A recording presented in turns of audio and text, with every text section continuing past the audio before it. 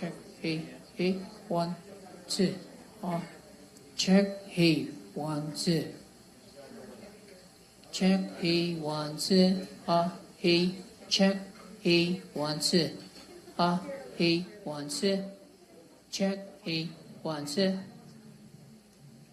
Check. Hey, 1, 2. Hey, check. Hey.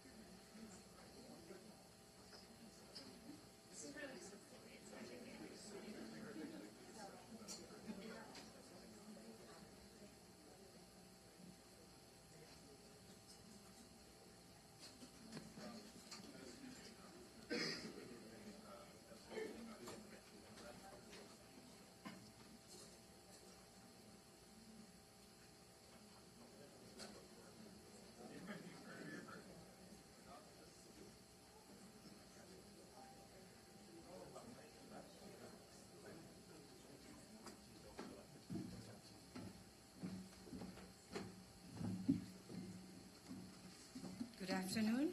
I wish to welcome the distinguished members of the Philippines and the U.S. delegation, as well as members of the DFA Press Corps and the foreign press accompanying the U.S. delegation to this joint press conference by the Honorable Secretary of Foreign Affairs Enrique Manalo and U.S. State Secretary Antony J. Blinken.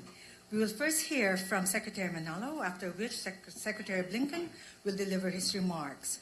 After the two secretaries have spoken, we will have the Q&A. Secretary Manalo, please. Thank you. Honorable Antony Blinken, Secretary of State of the United States of America, my friends in the media, both local and the U.S. traveling press corps, ladies and gentlemen, good afternoon to you all. I had an excellent discussion with Secretary Blinken today. His visit comes at an important juncture in Philippine-U.S. relations. We've been on hyperdrive over the past year or so. Engagements across issues, areas, and between and among government branches have never been better. The challenge now is how to sustain and further elevate our alliance and partnership. Our discussion today focused on many issues. These include on defense and security engagement. We discussed ways to strengthen the alliance through better coordination at the policy and operational levels to ensure that it remains relevant and responsive to current, emerging, and cross-cutting challenges in the defense, security, and economic spheres, while staying true to our commitment to safeguarding and promoting peace, security, and prosperity of the region, always anchored on the rule of law. I also thanked Secretary Blinken for his government's consistent support, especially with regard to recent incidents in the South China Sea in the past year. And in this regard, we discussed regional issues, especially the situation in the South China Sea, and I stated that the Philippines is committed to managing disputes in accordance with our national interests, a rules-based international order, and international law, especially UNCLOS. We reaffirmed our shared view that a strong and capable Philippines would make a formidable ally for the United States. And on this note, I underscored the importance of more substantial U.S. investments towards enhancing our defense and civilian law enforcement capabilities.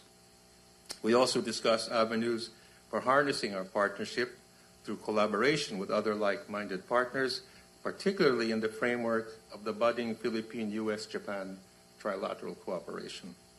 In 3 weeks, President Marcos Jr. will be going to Washington for a trilateral leaders meeting. Our leaders intend to capitalize on the complementarities between existing Philippine-U.S. and Philippine-Japan bilateral cooperation, notably in infrastructure, critical minerals, energy, and maritime security. On the economic front, we highlighted the robust engagement in the first 3 months of the year, highlighted or headlined by last week's U.S. presidential trade and investment mission led by Commerce Secretary Gina M. Raimondo, together with 22 companies in the ICT, energy, infrastructure, and logistic financial services industry. That visit highlighted the growing collaboration with some of these companies and the potential for new partnerships, many in areas that would cultivate a future-ready workforce. I welcomed the selection by the United States of the Philippines among partner countries under the Partnership for Global Infrastructure and Investment, or PGI, and the ongoing work on the Clark-Subic-Batangas PGI corridor. This aligns with our call for a bigger American footprint in infrastructure projects in the Philippines. It will also support the ecosystem necessary to bolster connectivity in the country and our further integration into regional supply chains.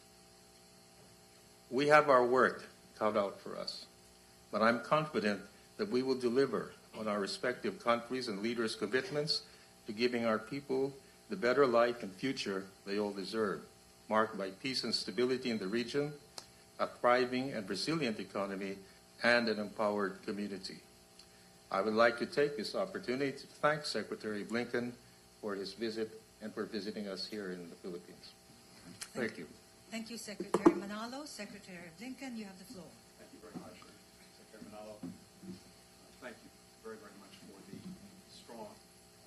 substantive exchange that we had today. I'm sorry. How's that? We'll try it again. Let's start again simply by thanking the Foreign Secretary for the very strong substantive exchange that we had today, as we always do, both between ourselves and with our teams. I was last in the Philippines shortly after the election of President Marcos, and it is fair to say that since then we have achieved remarkable progress in our relationship. The meeting between President Biden, President Marcos, and the White House last May set us on an ambitious course, and I think Ricky said it very well. We've been in hyperdrive, and that's demonstrated by the results we've already achieved, but also by our commitment to doing more together in the interests of both of our countries. The alliance has never been stronger, but we not only have to sustain that, we have to continue to accelerate the momentum. The Philippines is our oldest ally in the Indo-Pacific, more than 70 years working together to promote peace and security in the region.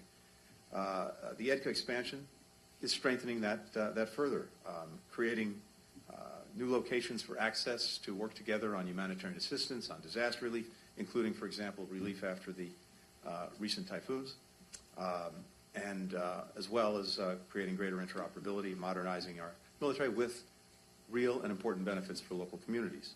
We have a shared concern about the PRC's actions that threaten our common vision for a free, open Indo-Pacific, including in the South China Sea and in the Philippines' exclusive economic zone. Repeated violations of international law and the rights of the Philippines, water cannons, blocking maneuvers, close shadowing, other dangerous operations. These waterways are critical to the Philippines, to its security, to its economy, but they're also critical to the interests of the region, the United States, and the world. It's why we stand with the Philippines and stand by our ironclad defense commitments, including under the Mutual Defense Treaty. Article 4 extends to arm attacks on the Filipino Armed Forces, public vessels, aircraft, including those of its Coast Guard, anywhere in the South China Sea. Most important is we stand together in our determination to uphold international law for the Philippines, for everyone else, against any provocative actions. As the Foreign Secretary mentioned, we're also deepening our cooperation with partners who share this commitment to a free and open Indo-Pacific. The Trilateral with Japan is a very important platform for building even greater stability and deepening peace. Just over the past year, our governments have increased cooperation on a whole host of shared priorities, not only security, but economic cooperation, humanitarian assistance, critical infrastructure. We've had trilateral meetings over the past year to include meetings between myself, Ricky, and our Japanese counterpart, the Vice President, President Marcos, and Prime Minister Kishida, National Security Advisor Sullivan and his counterparts, and this week in Tokyo, Deputy Secretary of State Kurt Campbell will be meeting with his counterparts. All of this leading to the summit meeting between President Biden, President Marcos, Prime Minister Kishida at the White House on April 11th, the first trilateral leaders summit with the United States, the Philippines, and Japan. We're constantly expanding this partnership to meet bigger challenges, to seize bigger opportunities, including semiconductors, and you heard the Foreign Secretary reference that. I had a chance today to visit the Amcor facility, which is quite remarkable. But if you look at what the Philippines is doing in this area, it's already extraordinary. The Philippines has about 20% of the global market for assembly, for testing, and for packaging. And of course, it's a big part of the Philippines economy, representing about 12% of its GDP. But we want to support Filipino manufacturing, decrease dependencies, strengthen global supply chains. In November, we launched a partnership under the CHIPS and Science Act to explore opportunities to grow and to diversify semiconductor supply chains. During the mission that Secretary Mundo recently conducted very successfully, this presidential trade mission last week, we announced plans to invest an additional $1 billion in the Filipino tech sector and to double the number of semiconductor factories here in the Philippines. And we're exploring, as you've heard, opportunities through the growth and investment, global investment and infrastructure program. Transformative investments in infrastructure that could have a major benefit for the semiconductor industry by addressing barriers to investment, including some of the logistics and energy costs. We're assessing additional priority areas for investment: clean energy, transportation, logistics, warehousing, to increase food security, for example. And it's a partnership, I'll just say in conclusion, that is growing day by day in a variety of other areas as well, from cyberspace to artificial intelligence to clean energy to critical minerals to outer space. We very much appreciate the Philippines joining us in sponsoring a resolution at the United Nations on artificial intelligence, the first standalone resolution on AI, focused on deploying AI for the benefit of sustainable development. We now have more than 75 co-sponsors. So it's a long way of saying we've already seen an extraordinary expansion in our partnership these last couple of years, but as the Foreign Secretary said, there is a lot more to do, and I'm very glad to be here to advance that effort. Thank you. Thank you, Secretary Blinken. We'll now commence the question and answer portion with alternating questions from the Philippine side and the foreign media accompanying the U.S. delegation. From the Philippine side, can we entertain the question from Miguel Flores of Reuters? Miguel, you have the floor. Good afternoon, Secretaries. This question is for both of you. The White House announced that President Biden will host Prime Minister Kishida and President Marcos next month for the first Trilateral Summit. What form or shape will this trilateral cooperation take, and how will this be operationalized? Is the conduct of joint patrols in the South China Sea part of the discussion, and is this cooperation aimed at suppressing the rise of China, a word that Chinese Foreign Minister Wang Yi used to describe when it comes to the U.S.'s actions in the region? Thank you. Thank you very much. Yes, the scheduled Trilateral Summit will be held I think the second week of April in Washington, D.C. And, of course, this is the first of its kind. And the main aim we all expect is that the Trilateral Summit will seek to aim cooperation, more cooperation, especially at the trilateral level. And this will include cooperation to promote economic growth and cooperation in various areas, such as in promoting clean energy. They'll also discuss, we expect, climate cooperation, and of course further peace and security in the Indo-Pacific region, and also around the world. And at the moment, we're also undertaking meetings at other levels, at senior official level, to see how this can also, how these various activities can be operationalized. So the basic aim, essentially, is to reaffirm also our historical ties of friendship, our commitment to shared democratic values and a shared vision for a free and open Indo-Pacific, and how to further promote the prosperity, security, and peace of our peoples and of the region. And really, I think I would just emphasize everything that the Foreign Secretary said, which I agree with. These are three countries that have a shared vision for a free and open Indo-Pacific. And I think a recognition that when we work together, when we collaborate, when we pool our resources, including in terms of economic cooperation, building critical infrastructure, humanitarian assistance, we're stronger when we do it together and bring together all the complementarities that we have. So that's really what the summit's about, as well as our work together to uphold international law. Something that all three of our countries feel very strongly about. And in terms of operationalizing it, I'm sure there'll be things coming out of the summit meeting, but this is something the Foreign Secretary and I talked about today, to make sure that even as we have this leader summit, we have mechanisms in place to make sure that our teams are working together day in, day out, so that the 364 days that follow the summit actually advance the work in concrete ways. Leon Bruno for AFP, please. Yes, thank you for hosting us. Pleasure to be here in Manila. A question for both of you, follow up to my colleague from the Philippines. You mentioned the South China Sea and the harassment activities of China against Philippines vessels, Navy, what have you. To what extent do those harassment activities trigger the activation of your Mutual Defense Pact? I mean, have you set red lines that would trigger the activation of the Mutual Defense Pact? And then more broadly, Secretary, obviously the United States is in a huge push since the beginning of the Biden administration to beef up relations with the Philippines here, of course, South Korea, Japan, Australia, Pacific Islands, what have you. To what extent are you not, in fact, as Beijing accuses you of doing, and Beijing also accuses the United States of using the Philippines as a pawn, to what extent are you not, in fact, encircling China and provoking Beijing? And if I may, and I'm sorry to move on another region, but if I may ask your question on Niger, the junta asked the United States to pull out its troops. This comes after France was asked to pull out and has pulled out. Were you surprised by that decision? Were you disappointed? And it leaves a huge vacuum. What is your thoughts about that? Thank you very much. Okay. Want me to start? It's with you.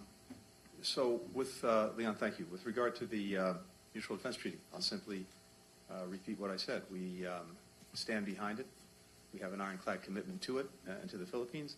And Article 4 of that treaty extends to any armed attacks on Filipino armed forces, on public vessels, on aircraft, and that would include its Coast Guard. And that would also be anywhere in the South China Sea. So we've been very clear about that, very consistent about that. With regard to the partnerships, to the alliances that we have been building out, that's actually been a central focus of our foreign policy, not only re-energizing, reinvigorating existing partnerships and alliances, but reimagining them and building new ones that are fit for specific purposes. None of these are directed against anyone or anything. They're in service of something. They're for trying to realize the positive vision that all of the countries involved share of a free and open Indo-Pacific. And as is the case with the trilateral work we're doing with the Philippines and Japan, and we just both mentioned a moment ago, there's a very strong affirmative agenda. But again, it's not designed against anyone. It's in service of realizing a common vision for the future to the benefit of peoples in all of our countries. In terms of Niger, we made clear in Niger, including very recently, that we had a number of very real concerns in several areas, and we're troubled by the path that Niger was on. We're in touch, we remain in touch with the CNSP, and we're discussing with them a path forward. Secretary. Thank you. Well, I think Secretary Blinken was pretty clear that the Article 4 of the MDT specifically states the conditions under which it would take effect. And I think we are following that. On the issue of the partnership with the United States, let me just stress that this is a partnership aimed to produce greater cooperation between the Philippines and the United States, specifically aimed, among others, of improving our capacity for to respond, for example, to humanitarian and disaster relief operations, and also to improve our national security and defense needs. And that is the main purpose behind this, to enhance Philippine defense and security interests, as well as operations on humanitarian issues. They are not aimed at any third country. And they're specifically in accordance with our interests and needs, and of course with the cooperation of the United States. So that that is the main aim, and in fact the only aim of these activities. Thank you, Secretary. Next set, Zen Hernandez of ABS-CBN. Good afternoon, Secretaries. I know you both mentioned Article 4 of the Mutual Defense Treaty and that it takes an armed attack to activate the said agreement, but we also know for a fact that there is an escalation of tensions in the South China Sea, specifically within the West Philippine Sea, Second Thomas Shoal and Scarborough Shoal. And there have been collisions, injuries among Filipino crew, use of water cannon, and military-grade laser, clearly all gray zone tactics. So the question is whether there's a way to address these incidents which fall just a little below the threshold of an armed conflict. Is there a way to adjust to changing tactics? And is there a stronger action that the international community can take? Because some experts say that the aggression of China in the South China Sea already warrants a sanction.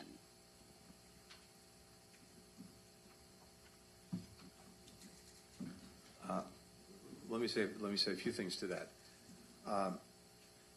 First, I think the Philippines has been extremely successful in pursuing and asserting its rights under the law, and we've seen that, and the world has seen that. The world has also seen the very actions that you described taken by China in violation of international law and Filipino rights.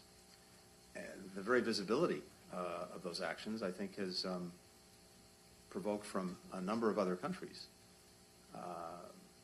clear statements in support of the Philippines and against these provocative actions that are a threat to peace, security, freedom of navigation, and basic rights under international law.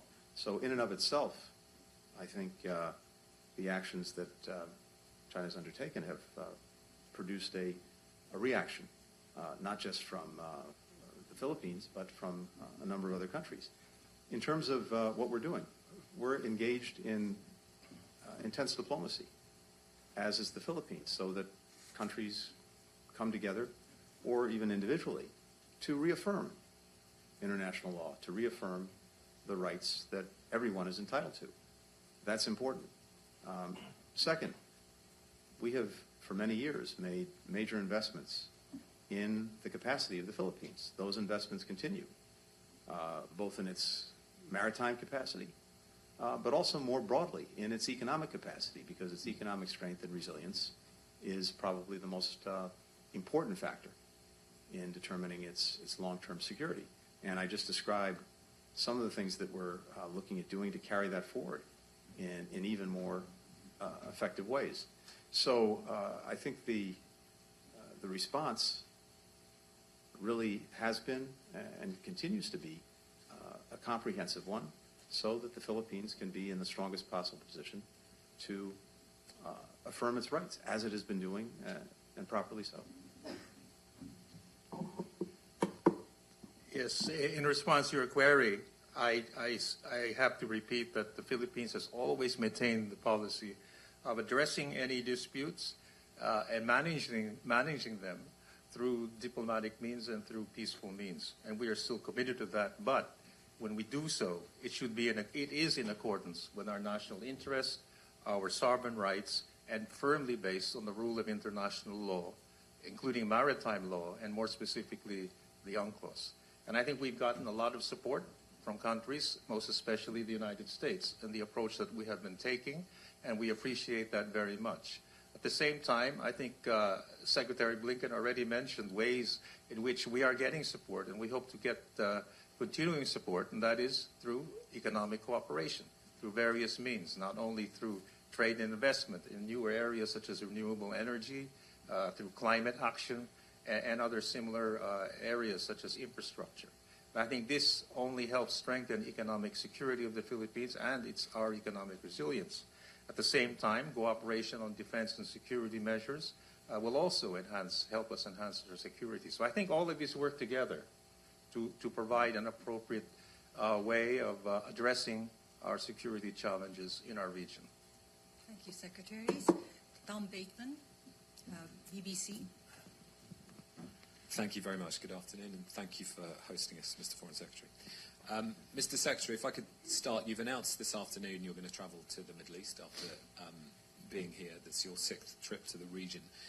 There is now a very significant security vacuum in Gaza, which is deepening the catastrophic conditions on the ground for civilians, and especially affecting aid supplies to the north. So I want to ask you, how is this not a harbinger of Gaza's future? We know the US solution is that the Palestinian Authority, reformed, should control Gaza, but Prime Minister Netanyahu has repeatedly rejected this. That position seems integral to the continuity of his government now. So are you able to explain how you will square your position with the Israelis in any other way than Israel having a different Prime Minister? And just to add to that, you made an extremely passionate defense of democracy and the importance of journalism in Seoul yesterday, and the US role in defending that. We know the US is the main military backer of Israel. The Committee for the Protection of Journalists now says at least 95 journalists and media workers have been killed since October the 7th, the vast majority in Gaza, among the huge civilian death toll there. At the same time, Israel and Egypt have still not given independent access to Gaza for foreign journalists to add to the work of local colleagues there. So what steps are you taking to address that? And Mr. Foreign Secretary, if I could just ask, we're months away from an election in the US. I wanted to ask about the commitment that you feel, the value of a US commitment these days, when we've had two different administrations with very contrasting approaches to the value of multilateral institutions. What value can be staked in US promises and commitments made to you? Thank you very much. So with regard to the trip that we'll be taking from here, going on to Saudi Arabia and to Egypt, the purpose is multifold. It's, of course, to push for an agreement on a ceasefire and the release of hostages. As you know, we're intensely engaged on that every single day, and we're doing everything we can to push that forward and to reach an agreement. But it is also to continue the conversations that we started back in January on exactly the question you raised, which is post-conflict Gaza and the arrangements that will need to be made to provide for its governance, for its security, for humanitarian assistance, for its redevelopment.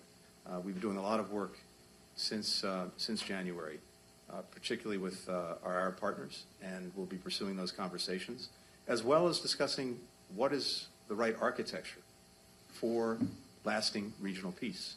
There, too, a lot of work has been ongoing in the last weeks and last months. So that's exactly what we'll be doing there. Beyond that, I can say we've also impressed upon Israel the imperative of having a plan for Gaza for when the conflict ends, which we hope will be as soon as possible, consistent with Israel's needs to defend itself and make sure that October 7th can never happen again. There, as you know, we put out many months ago a number of principles in Tokyo regarding the future of Gaza. We stand by those principles, and the challenge now is to make sure that any plan for the future brings them to light. But that will be very much the focus of this visit. Now, at the same time, as you mentioned, we continue to face a horrific humanitarian situation for children, for women, for men in Gaza. In the first instance, of course, this is something brought about by Hamas, by its actions on October 7th, and by its actions ever since. This could have, as I've said repeatedly, been over many months ago if Hamas had put down its arms, stopped hiding behind civilians, released the hostages, and the world has been relatively silent on that ever since. But, as we've said from day one, it is also absolutely incumbent on Israel, as it acts to defend itself and prevent October 7th from happening again, to make it a priority to protect civilians, those who are caught in harm's way, and to provide for those who desperately need humanitarian assistance. And this is something that we've worked on one way or another virtually every day since. If you look at some of the assessments that we're seeing now, they only underscore the urgency of making sure that this assistance is a priority and that it's sustained. Again, according to the most respected measure of these things, 100% of the population in Gaza is at severe levels of acute food insecurity. That's the first time an entire population has been so classified. We also see, again, according to, in this case, the United Nations, 100% the totality of the population is in need of humanitarian assistance. Compare that to Sudan, about 80% of the population there is in need of humanitarian assistance. Afghanistan, about 70%. So again, this only underscores both the urgency, the imperative of making this the priority. We've seen positive actions in the last couple of weeks, including the opening of a new access point that's allowing aid to go both north and south, the increase in the flow of traffic from Jordan into Kerem Shalom, the beginnings of the establishment of a maritime corridor led by the United States, and a number of other places where there's been improvement. Trucks getting to the north for the first time in a long time. But we need more, we need it to be sustained, and we need it to be a priority if we're going to effectively address the needs of people. So that also remains very much a central part of our conversations. With regard to journalists, let me say very quickly, first of all, my own deep admiration and respect for all of your colleagues who put themselves in harm's way to try to bring the facts, the truth, the stories to the world. And we see around the world, especially in recent years, journalists increasingly being under fire for their work, in some cases literally under fire. And we know the number of journalists who've lost their lives in Gaza. And as a basic matter of principle, we want to see access for journalists wherever there is conflict, wherever there's an important story to cover, so that the world can have knowledge, can see and see through the eyes and through the lens of journalists. So that's something that we bring up in every instance. There are obviously profound security considerations in an active war zone, and those have to be taken into account. But the basic principle of access for journalists is something we stand strongly behind. Thank you very much, Secretary Blinken and Manalo, for this interaction with Secretary, you'd like to say something? Yes. Well, if you want to cut me off. No, sir. Not you, sir. No, just very briefly, I think it was on the value that we attach. Well, I think I couldn't have said it so simply to say that when I said earlier that I think our relationship with the United States has never been higher and greater, and we're both committed to even elevating it further. And this is based on many considerations. But even beyond that, I think our relationship is not only because it's a short-term relationship or anything like that. It's really based on some very enduring interests. First, our commitment to democracy and to also adherence to the rule of law, and the fact that we have a shared vision on the necessity of promoting peace, security, and development in the Indo-Pacific region. And we have a partnership which has lasted not only the 70 years of official democratic relations, but goes back hundreds of years. So I think these are elements which will always be there. And I think this will underpin our relationship in the years ahead. Thank you very much, Secretary Manalo and Secretary Blinken, for interaction with the press. We thank everybody for joining us in this joint press conference. We wish the U.S. delegation as well as the foreign press accompanying the delegation productive meeting in the Philippines, as well as safe travel back to the United States. Thank you very much and good afternoon to all.